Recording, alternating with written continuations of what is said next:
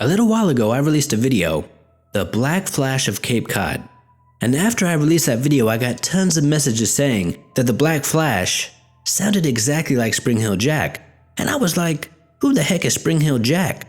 So I started to do some research, and I was just blown away by all these sightings. The first documented encounter of Spring Hill Jack came to light in 1808 when the editor of the Sheffield Times got a letter saying that many years ago there was a famous ghost that walked and played many pranks on the living. And this strange letter also stated that this ghost, or entity, was able to jump extremely high and it possessed supernatural powers. And when men would try to hit this entity with sticks, the sticks would go right through it, or this entity would just completely vanish before the sticks made contact with it. And they called this apparition the Park Ghost, or Spring Hill Jack. Then in 1837, many years after the first known sighting, a woman was outside Blackheath Fair in England when out of nowhere a strange figure appeared, and this figure attacked her.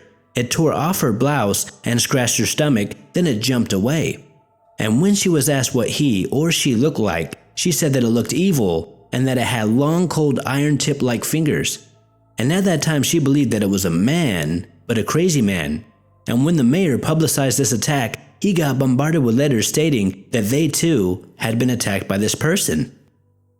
Now before this attack was publicized, people who were also attacked or had seen this figure did not want to come forward with their story because they thought that everybody would think that they were completely nuts because what they had seen was just so bizarre. So they remained silent. But once they realized that they were not the only ones, they came forward. And this created a mass panic because there were so many other victims and eyewitnesses. So vigilante groups were formed and they patrolled the streets non-stop. And at times these vigilante groups would also encounter Spring Hill Jack.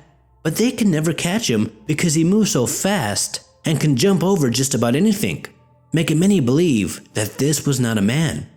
Then one day the attacks within this town just stopped and nobody was ever prosecuted. They could never find out who or what was attacking these people. Then about a year later, Spring Hill Jack caused a lot of hysteria in London. One night a young woman was walking home when someone jumped out of the shadows and breathed blue flames at her, just scaring this woman to death. Then it jumped away like it was a kangaroo. And after this attack, there were many others, and these eyewitnesses described pretty much the exact same thing. A tall man with scary red eyes who could breathe blue fire and would always jump, never walk or run. So everybody in London was terrified and they were on full alert. A very famous encounter happened to a woman named Jane. One night Jane heard knocking on her door, and before she opened it she heard someone say, "I am a police officer. For God's sake bring me a light, for we have caught Spring Hill Jack." So Jane, very eager to help this officer, ran to get a candle. And when she opened the door she saw a tall man with glowing red eyes spitting blue flames out of its mouth. And this tall man attacked her. And Jane's sister, who was in the room at the time, heard her sister screaming in sheer terror. So she ran outside and was able to scare this man away. And after this encounter, these attacks just stopped. Well, at least in London during this time period.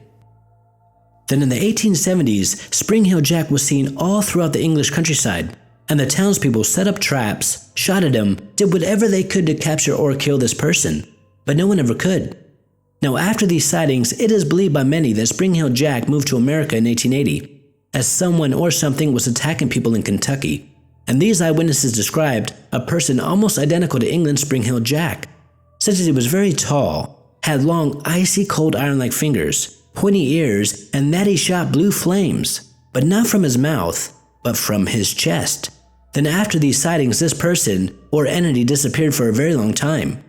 Then something very strange started to happen in Cape Cod in 1939, and these encounters were also almost identical to Spring Hill Jack. But not only could this dark figure jump very long distances, it could also move very fast, could levitate, disappear and reappear miles away at the exact same time. And of course these sightings of this supernatural-like being created a mass panic, and this entity had come to be known as the Black Flash. And no one believed that this was a human being. Some even thought that it was the devil himself. Now throughout the years, there have been other sightings of Spring Hill Jack. In 1973, a family in Canada encountered a very tall man with glowing red eyes and pointy ears. And this family stated that this person could jump 50 or 60 feet high. Then in 1979 in Texas, dozens of people saw a very tall man crossing a football field in only 2 or 3 strides. and they were all just scared to death by what they had just seen. A very famous case happened in 1986 when a British Army officer saw what he thought was a man jumping over very large hedges in a single bound. And while this officer was just staring in total disbelief, this figure approached him and punched him in the face, knocking him out. And when he came forward with the story, they told him that you got punched in the face by Spring Hill Jack, as this is exactly the type of attacks that used to happen in England in the 19th century. And there are still sightings going on to this very day, making us wonder, could there actually be supernatural beings living in this world, such as the Mothman? Now, whatever the case may be, pretty much everybody who had encountered this dark, shadowy figure with icy cold fingers, glowing red eyes, and could shoot blue flames out of its mouth or chest were convinced that they had encountered something unknown, something paranormal. Until next time, this is Paranormal Junkie. Make sure to hit that subscribe button and stay tuned.